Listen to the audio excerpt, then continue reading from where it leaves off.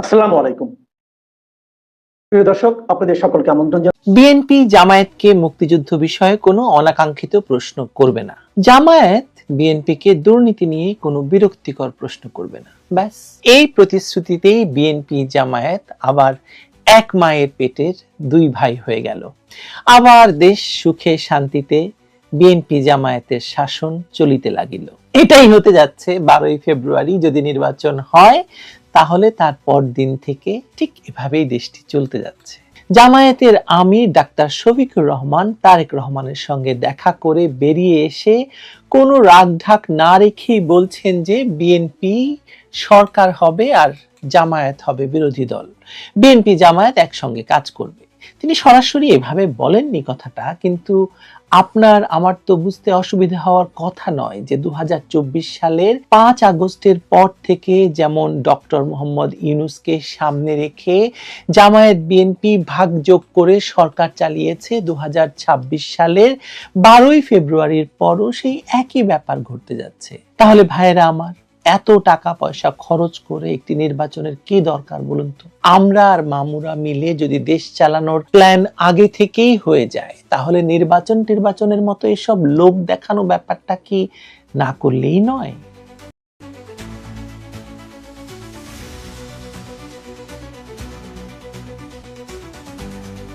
গিয়েছিলেন তারেক রহমানকে সান্ত্বনা দিতে, বেরিয়ে এসে ম্যাডামের নীতিতে দেশ চালানোর ঘোষণাও দিয়ে দিলেন আমিরে জামায়াত ডাক্তার শফিকুর রহমান। বললেন বিএনপি ও জামাত একসঙ্গে কাজ করবে। এটাকে সরাসরি রাজনৈতিক ঘোষণা হিসেবেই আমাদের বিবেচনা করতে হবে, এবং এই ঘোষণার ভেতরেই লুকিয়ে আছে বাংলাদেশের সামনে দাঁড়িয়ে থাকা সবচেয়ে অস্বস্তিকর সেই প্রশ্নটি, যদি সরকার গঠনের ছক আগেই কষা থাকে, ক্ষমতা ভাগাভাগি আগেই ঠিক হয়ে যায়, তাহলে নির্বাচনটা আসলে কিসের জন্য? বাংলাদেশ জাতীয়তাবাদী দল এবং জামায়াত ইসলামী বাংলাদেশের সম্পর্ক নিয়ে বহু বছর ধরে নানা বিশ্লেষণ হয়েছে। সবাই সবসময় একমত হয়েছেন যে জামায়াত বিএনপি এক মায়ের পেটের দুই ভাই, এদেরকে বিচ্ছিন্ন করাটা সহজ কথা নয়। 2024 সালের আগস্টে ক্ষমতা দখলের পর কে বেশি ভাগ নেবে তা নিয়ে একটু দ্বন্দ্ব তৈরি হয়েছিল, এবং সেই দ্বন্দ্বে কখনো জামায়াতকে যুদ্ধাপরাধী দল বলেছে বিএনপি, আর জামায়াত সবসময় বলেছে যে দুর্নীতি করেছে, হেন করেছে, তারেক রহমানের কি কি ভেঙে টেঙে দিতে চেয়েছে। এখন সবকিছু মিটমাট হয়ে গেছে, আবার ভাইয়ে ভাইয়ে মিল হয়ে অতঃপর তাহারা সুখে শান্তিতে বসবাস করিতে লাগিল। এই পর্যায়ে চলে গেছে খেলাটা। এবার প্রকাশ্য ভাষায় বলা হচ্ছে নির্বাচনের পর নয়, সরকার গঠনের আগেই দুই দল বসে সিদ্ধান্ত নেবে, অর্থাৎ ভোটের রায় নয়, আলোচনার টেবিলেই ঠিক হবে ভবিষ্যতে রাষ্ট্র পরিচালনার রূপরেখা কি হবে। এটাকে যদি গণতন্ত্র বলা হয়, তাহলে গণতন্ত্র শব্দটার মানে নতুন করে লেখা দরকার। জামায়াতের আমির ডাক্তার শফিকুর রহমান যেভাবে এই সমঝোতার কথা বলেছেন, সেখানে কোনো দ্বিধা নেই। তিনি বলেছেন অতীতের মতো ভবিষ্যতেও বিএনপির সঙ্গে একসঙ্গে কাজ করবেন। দেশের স্থিতিশীলতার জন্য 5 বছরের পরিকল্পনার কথাও তিনি তুলেছেন। এমনকি নির্বাচন শেষ হওয়ার আগেই বসে জাতির জন্য সিদ্ধান্ত নেওয়ার প্রত্যাশার কথাও বলেছেন তিনি। এগুলো সাধারণ সৌজন্যমূলক বক্তব্য নয়, এগুলো ক্ষমতার দাবির ভাষা। আর বিএনপির পক্ষ থেকেও এই আকাঙ্ক্ষার বিরোধিতা করা হয়নি, বরং সম্মতির সুরই শোনা গেছে। এই জায়গাতেই নির্বাচন প্রক্রিয়াটাই আসলে অর্থহীন হয়ে পড়ে না? যদি ধরে নেওয়াই হয় যে বিএনপি সরকার গঠন করবে আর জামায়াত বিরোধী দলে বসবে, তাহলে ভোটাররা আসলে কি সিদ্ধান্ত দিচ্ছে? সরকার কে চালাবে, বিরোধী দল কে হবে? এই মৌলিক দুটো প্রশ্নই যদি আগে ঠিক হয়ে যায়, তাহলে ব্যালট বাক্স কেবল আনুষ্ঠানিকতার যন্ত্র ছাড়া তো আর কিছু নয়, তাই না? এটাকে নির্বাচন বলবেন নাকি সিলেকশন বলবেন? সিলেকশন কিচ্ছু আসে যায় না, ক্ষমতা বড় কথা। সবচেয়ে বড় কথা হলো এই সমঝোতা কোনো ভবিষ্যৎ পরিকল্পনা নয়, বরং চলমান বাস্তবতারই স্বীকৃতি। কথিত অন্তর্বর্তী বা টেকনোক্র্যাট ব্যবস্থার আড়ালে এই মুহূর্তে যে দেশ চলছে, সেখানে সিদ্ধান্ত কে নিচ্ছে? কাগজে কলমে কয়েকজন উপদেষ্টা থাকলেও বাস্তবে নির্দেশ আসছে রাজনৈতিক কেন্দ্র থেকে, কোথাও জামায়াতের, কোথাও বিএনপির। ডক্টর মোহাম্মদ ইউনূসকে সামনে রেখে যে কাঠামো দাঁড় করানো হয়েছে, সেটি মূলত একটি পর্দা, আড়ালে চলছে দলীয় সমন্বয়ে রাষ্ট্র পরিচালনা। অর্থাৎ সরকার এখনো আনুষ্ঠানিকভাবে গঠিত না হলেও ক্ষমতার ব্যবহার এই দুটো পার্টিই করছে। মাঝখানে চ্যাংড়া কতগুলো এনসিপি লাফালাফি করেছিল, তাদের লাফালাফি প্রায় বন্ধ হয়ে গেছে। কিছু টাকা কামিয়ে নিয়ে গিয়ে আসিফ মাহমুদ, সজীব ভুঁইয়া ভূঁইয়া আর মাহফুজ আলম পর্দার আড়ালে চলে গেছে। এই বাস্তবতায় যুদ্ধাপরাধ এবং আদর্শের প্রশ্ন নতুন করে সামনে আসছে।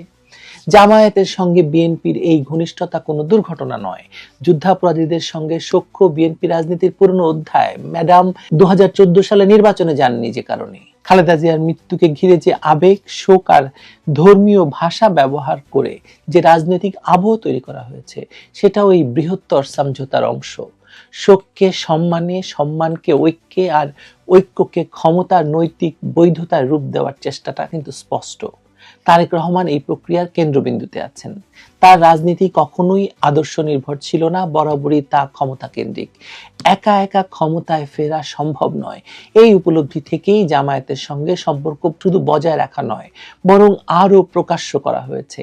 6 সপ্তাহ পরের ক্ষমতা ভাগাভাগির আশা নিয়ে জামায়াতের আমিরের তারেক রহমানের ডেরায় যাওয়া কোনো সৌজন্য সাক্ষাৎ নয়, এটা রাজনৈতিক হিসাব নিকাশের দৃশ্যমান বাস্তবতা। এখানে সেনাবাহিনীর ভূমিকা আলাদা করা যাবে না। বাংলাদেশের ইতিহাসে সেনা সমর্থিত রাজনৈতিক বন্দোবস্ত মানেই নিয়ন্ত্রিত গণতন্ত্র। সরাসরি ক্ষমতা নয়, বরং পেছনের শক্তিগুলোকে বা পছন্দের শক্তিগুলোকে সামনে রেখে শাসন করা।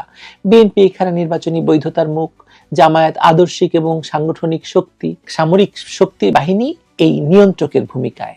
এই ত্রিমুখী সমীকরণেই ইউনিটি সরকার ধারণার জন্ম হয়েছে বাংলাদেশে। কিন্তু এই ইউনিটি জনগণের নয়, এটি ক্ষমতার ইউনিটি, ট্রিনিটিও বলতে পারেন।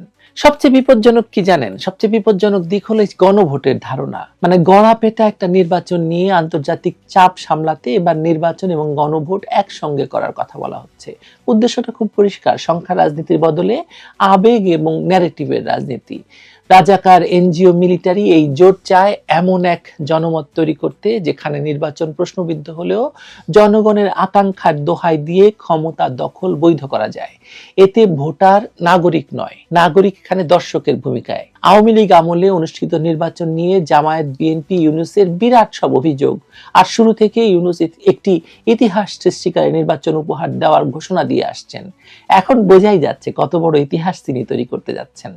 কত আসন বিএনপি আর কত আসনে জামায়াত, এসব যদি ঠিক করাই থাকে তাহলে নির্বাচনটা অহেতুক হয়ে যাচ্ছে। কিন্তু শেখ হাসিনার আমলের চেয়েও ভয়ঙ্কর নির্বাচন হতে যাচ্ছে, সে ব্যাপারে কোনো সন্দেহ রাখার কোনো কারণ নেই। আমি রাখছি না, আপনারা রাখলে রাখতে পারেন। যদি বিএনপি জামায়াত সমঝোতার সরকারই চালু থাকে, যদি নির্বাচন আগেই ফল নির্ধারিত থাকে, যদি সরকার গঠনের সিদ্ধান্ত ভোটের আগে হয়ে যায়, তাহলে নির্বাচনের দরকারটা কি? উত্তরটা কঠিন, কিন্তু সৎ উত্তর তো পাবো না কারো কাছ থেকে। নির্বাচন এখানে আর ক্ষমতা নির্ধারণের মাধ্যমে হচ্ছে না, মানে মাধ্যম না, এটা একটি আনুষ্ঠানিক সিল। আপনি সিল দিবেন। বাংলাদেশে ক্ষমতার ভাগাভাগি সবসময় নির্বাচনের আগেই হয়ে যায়। নির্বাচনটা বাংলাদেশে এখনো একটা শো অফের বিষয়। কিছু হুন্ডা গুন্ডা লাশ পড়ার দিন নির্বাচনের দিন, বাক্স ছিনতাইয়ের দিন। কিন্তু ফলাফল যা আমলা, মিলিটারি আর যখন যে পক্ষ শক্তিশালী সেই রাজনৈতিক পক্ষটি মিলে ঠিক করে। এবার যেমন ঠিক করেছে যে বিএনপি, জামায়াত, ইউনূস, মিলিটারি মিলে তারা একটি নতুন সরকার গঠন করবে, বিএনপি এবং জামায়াতের। এক্ষেত্রে বিএনপি জামায়াত সবসময় নিজেদের এমন জায়গায় রাখে যে নির্বাচনে বিজয়ের গ্যারান্টি না জুটলে তারা নির্বাচনে অংশ নেয় না। 2008 সালের যে অনুষ্ঠিত নির্বাচন, সেই নির্বাচনে বিএনপি জামায়াতকে অংশ নেওয়ানোর জন্য যেসব আপোষ বিএনপি নেত্রী বেগম খালেদা জিয়া করেছিলেন, সেসব যদি জানেন আপনারা, তাকে আপোষহীন নেত্রী বলতে যারা মুখে ফেনা তুলে ফেলেন তাদের লজ্জা পাওয়ার কথা। এবার আওয়ামী লীগকে নির্বাচনের বাইরে রেখে বিএনপি জামায়াতের হাতে ক্ষমতা তুলে দেওয়ার জন্য ইউনূস শিখণ্ডী হিসেবে দাঁড়িয়েছেন। রাষ্ট্র এখন প্রস্তুত একেবারে আর তারেককে প্রধানমন্ত্রী আর শফিকুলকে বিরোধী দলীয় নেতা হিসাবে দায়িত্ব বুঝিয়ে দেওয়ার জন্য। এখানে নির্বাচনী নাটকটা না করলেও চলে, কারণ এখানে সমঝোতাকে গণতন্ত্র, ক্ষমতা ভাগাভাগিকে ঐক্য আর নির্বাচনহীন সিদ্ধান্তকে জনগণের রায় হিসেবে উপস্থাপন করার সমস্ত আয়োজন সম্পন্ন হয়ে গেছে। এটাই নতুন বন্দোবস্ত। ওয়েলকাম বিএনপি জামায়াতের নতুন শাসন আমলে। মানে ফেব্রুয়ারির 12 তারিখ কিন্তু আর বেশি দূরে নাই। ওয়েলকাম আবারও।